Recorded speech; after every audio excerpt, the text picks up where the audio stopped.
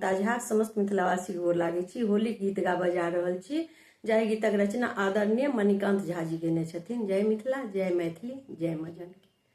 पिया रहलनि विदेश, होली के सुधि नाही रहलन।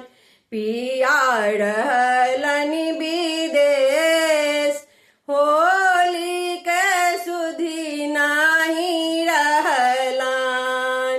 रंगड़ भस के फागुन महीना, रंगड़ भस के फागुन महीना। मन के मारी हम रही कहूँ ना, मन के मारी हम रही कहूँ ना।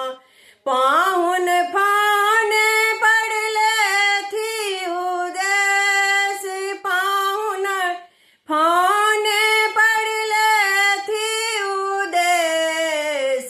होली का सुधि नाही रहलन।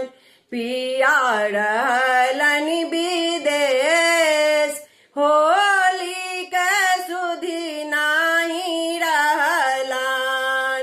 टोल पड़ोस में उड़ैया भमरा, टोल पड़ोस में उड़ैया भमरा।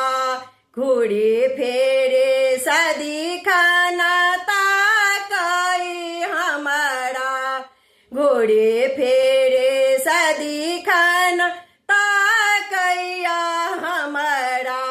सैया सुतल कोन रे देश, सैया सुतल कोन रे देश। होली का सुधि नाही रहलन।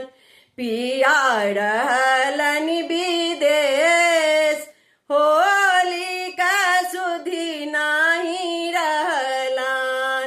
भनाही मणिकांत सुनहु सुनारी, भनाही मणिकांत सुनहु सुनारी। थिर मन करौ सासुर आनैहर, थिर मन करौ सासुर आनैहर। पहुआ तलेने सनेस, पहुआ तलेने सनेस। होली का सुधि नाही रहलन। पिया रहलनि विदेश, होली का सुधि नाही रहलन। पिया रहलनि